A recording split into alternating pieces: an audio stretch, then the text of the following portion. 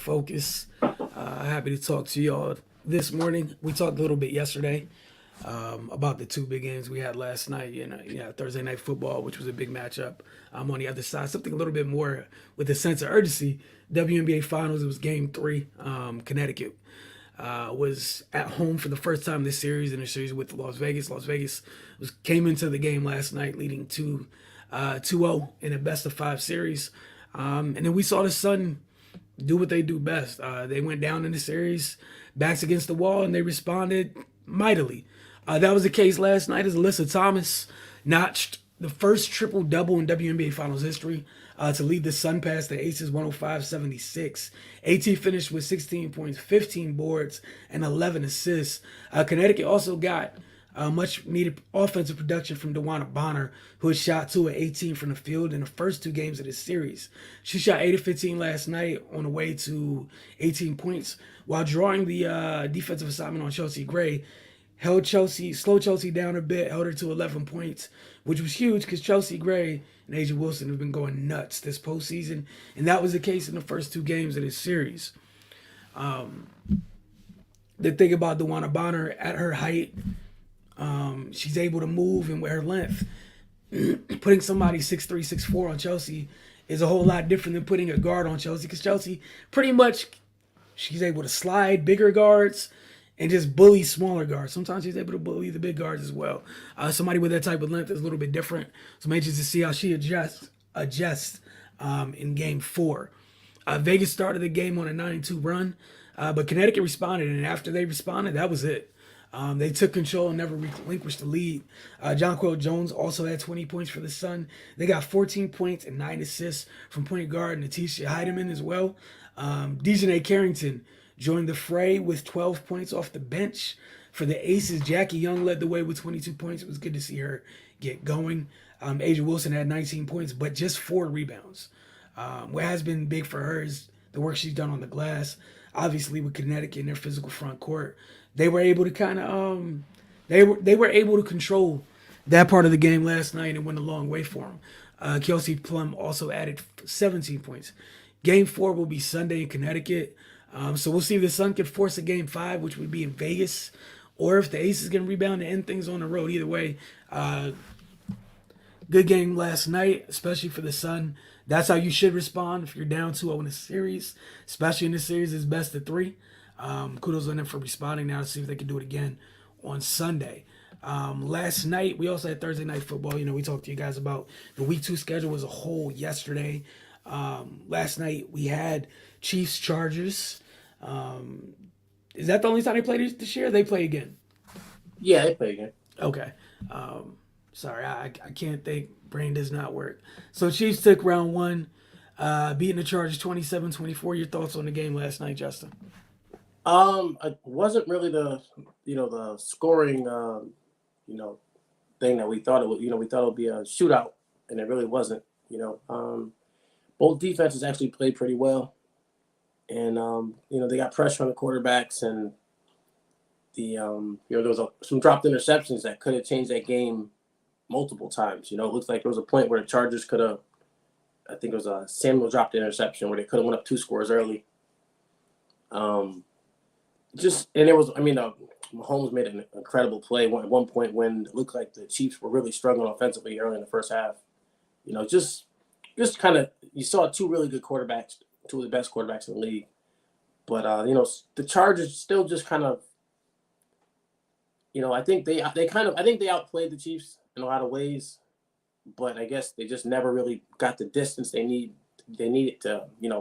Mahomes is just one of those people, and the Chiefs are just where they're always going to find a way. If you let him hang around, you're going to lose. And I think that's what makes him so special, because he didn't play his best game, and that offense struggled in some ways. The thing that was interesting for me for both teams really was the lack of a true big play guy.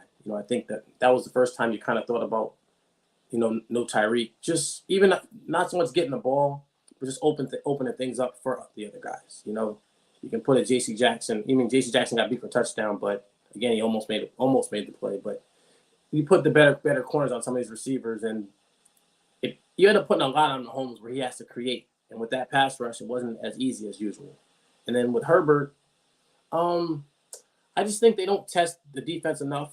I mean, Mike Williams is a deep threat, but it's a contested deep threat. You know, Mike Williams had a great game yesterday, but every catch was with a guy all over him.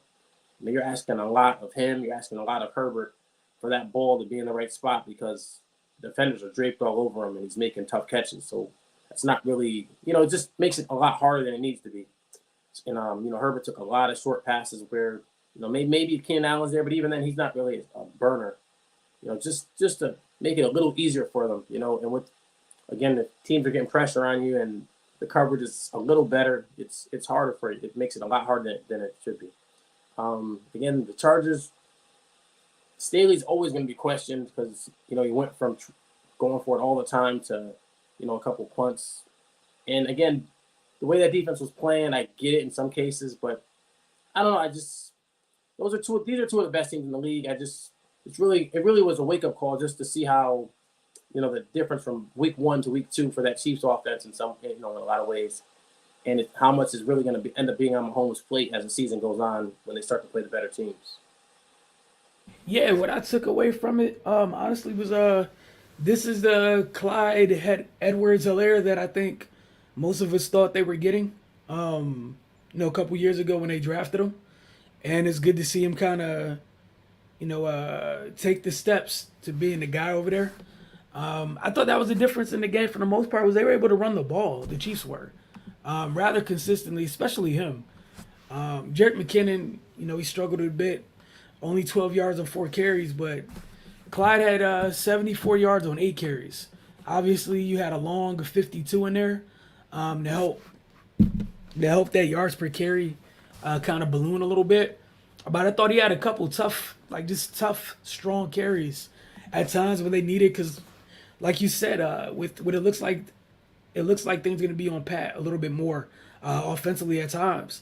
I think Edwards-Helaire is going to become one of his best friends during this. Until kind of the passing game really starts to tick up a little bit. Because yesterday, we saw you're going to double Kelsey, and if you got enough good corners, you'll live with the rest, right? If Clyde can stay healthy, he's one of those guys, and I think Jet to a lesser extent, I only mean to a lesser extent because of injury wise or whatnot, but that's where you can make some of that difference up at, right? That's where you can make a defense pay for it, for doubling a little bit. And I just thought he was sound. Like, Austin Eckler's a good running back. He didn't have any big plays, any big carries in his game, really. And I think that was the difference as the game went on was the Chargers had to just keep throwing the ball. And it's not like the Chiefs, it's not like the Chiefs. I don't think any of us think the Chiefs defense is on the same level as the Chargers defense. However, the Chiefs defense is built to rush the passer. That's what they've built, they've been built to do for a while, right? And because they did it, I think they stopped the run enough where it was just, you guys have to throw. More often than not, you're going to have some bad things happen if you throw that much more than you pass, honestly. Don't care how good you are. It just leaves the interception with Jalen Watson. Perfect example. You're on the field, everything's throwing the ball. Your wide receivers are going to get gas. We see Gerald Everett after the play to get down there. He's motioning to the sideline like, hey, I need a breather. They go no huddle, miscommunications, what have you, 99-yard interception, and that flipped everything. And you were talking about missed opportunities, right? Asante Samuel Jr., if he comes, I think he bobbled the interception that he dropped. If he caught it cleanly, and I don't care if he returned it or whatever, that's a whole new possession. And I think it was only incomplete, like we even get into the hairiness of being incomplete, because he didn't catch it cleanly. We know how it is. That league right now is kind of geared towards the offensive end more than not. If you're on defense, you got a chance to make a play, man. It has to be clean. It just is what it is. It has to be irrefutably clean. But yeah, to me, I just felt like that was the difference. And I feel like the Chiefs were able to be more balanced. And I know they both have two good young quarterbacks. However, I don't think just because you can't throw all the time doesn't mean you should. And I think the Chiefs got to avoid that situation. Even, when they got to avoid that situation in the big game because of their back, because of Clyde being able to to generate some yards. Yeah, no, even some of it may have even been forced, because some of the struggles in the past game. But at least being able to go to it and stick with it, that's what separated them. Whereas the Chargers, like you said, I didn't think about was there were a lot of possessions where, an offense that's supposed to be that powerful shouldn't go 3 and out that fast. Chargers came on the field, 3 quick passes, punt. It's like hard. That's a lot to ask of your defense, who played well. Defense played really well, but there was a lot of wasted possessions by the Chargers. Same as last week, honestly. But it was just a lot of possessions where, you at least give them something. Give Eckler the ball or something. I mean, again, in not having that true separator was a lot for Mahomes. That's why Everett got the ball so much. You're giving the ball to your tight ends because or Josh Palmer. It's just they don't really have a true. I mean, Mike Williams is a contested guy, but they don't really have that number one, which Keenan Allen if he's there. But I just feel like offensively they put too much on Herbert's plate, and Herbert's not as creative as Mahomes. And even with Mahomes being that creative, Andy Reid was smart enough to take the ball out of his hands and let their run game play a part in winning that game. Yeah, and I think that was really the difference. So, like, for example, there's similar situations when you have 2 young, very talented quarterbacks, and yeah, you could put everything on their plate. Meanwhile, Andy's like, nah, we're okay. To a degree, they almost play time of possession. The Chiefs did. So, we talked, the Chiefs ran the ball 18 times for 93 yards, right? The Chargers ran the ball 24 times, 75 yards. 3.1 yards a carry versus 5.2 yards a carry. Mahomes threw the ball 35 times. Herbert threw the ball 48 times. Like you said, this far out. It felt like the Chargers had the ball more and had far more empty possessions. And then on top of it, like you said, Pat was able to create just a little bit more in times under duress.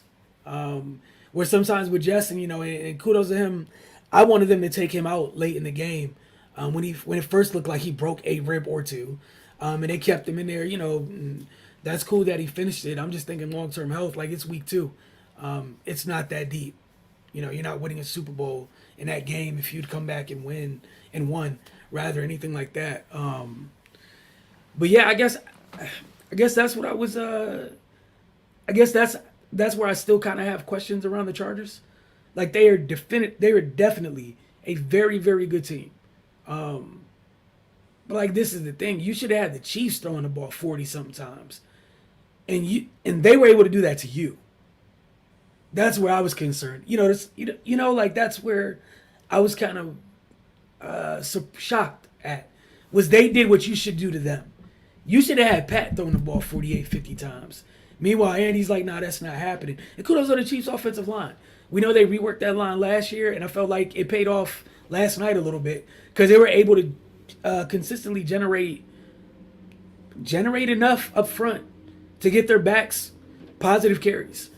Where Eckler looked like he was under it, even when he made good runs, he had to make a couple people miss in the backfield, to get to the line of scrimmage.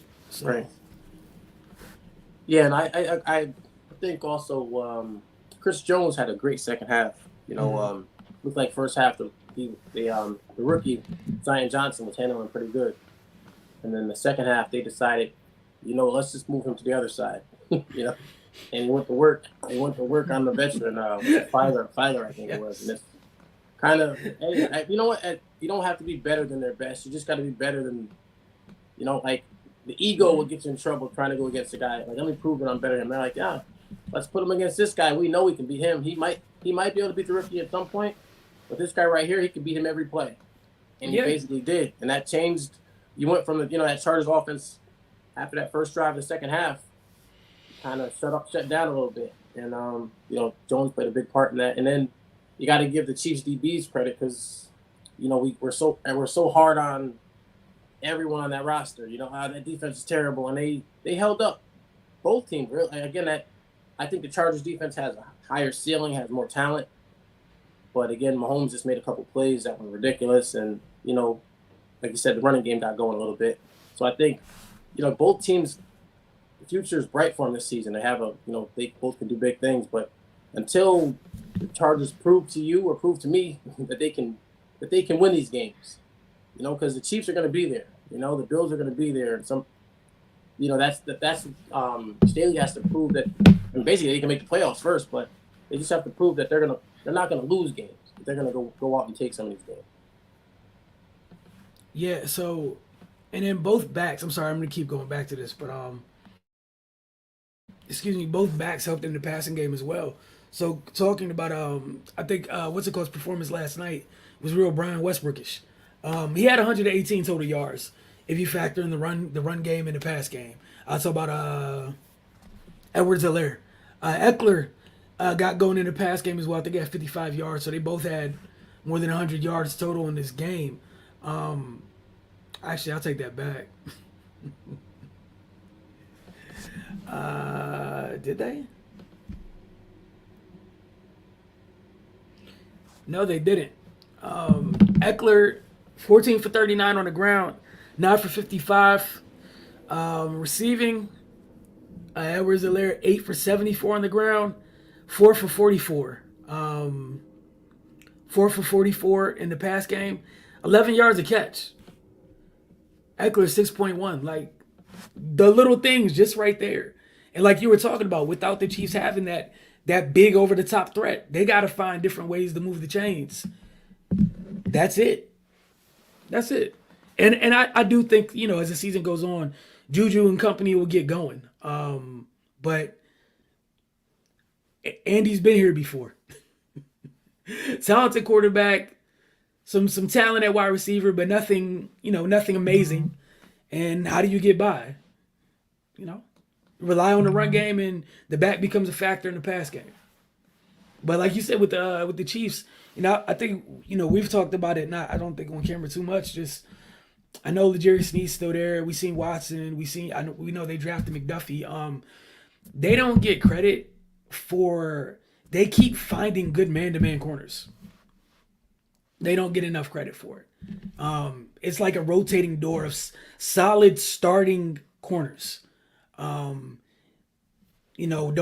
It's up to them. I think, and again, I'm gonna keep going back. I think the only reason they lost Mooney Ward was because of freeing up money for Tyreek. Outside of that, I think Jalen Watson's wearing 35 now. The other guy wearing 35 is still there, along with L'Jarius. But not. I thought their DBs did a good job. Obviously, the Chargers DB is going to get a little bit more fanfare because the names. However, so it wasn't 55-52 yesterday. So the defense did a good job, and like you said, I thought Spags that was a good adjustment. Zion Johnson, credit to him, he had answers for Chris Jones, and Spags and company was like, we don't need you to figure him out today.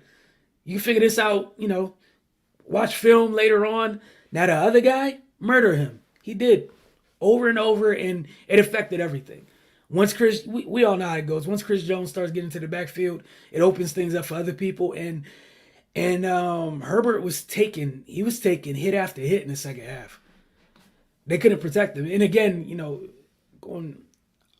who's their offensive coordinator?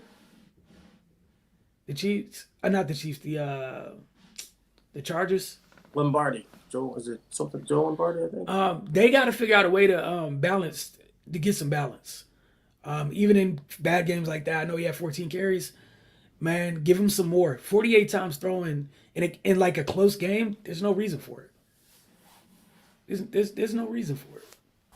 Nah, definitely. Again, without having those guys that can win quick, which obviously Keenan Allen is, you got him holding the ball, and he's kind of not to say robotic, but it slows the game down, and he's gonna take hits that way, and just doing getting that run game going, and I think that would have just played a major part in helping extend the game, eat some clock, and you had the lead.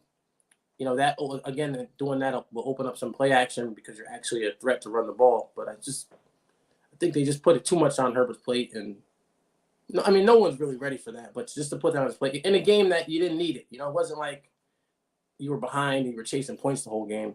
You could have mixed it in a little more. No, I definitely agree. And again, it was a good game to watch. It was a fun game to watch. But again, they'll meet again. And KC, they're 2-0 to start the season? Shocker, right? we're gonna enjoy the rest of the week too. I know a couple days ago we talked about the games we are looking forward to. So we look forward to speaking with you guys on Monday. Unless you have something else you want to talk about, week two related before we get out of here. No. All right. Well, thank you guys for tuning in. We'll see you guys Monday morning. Enjoy the weekend full of football.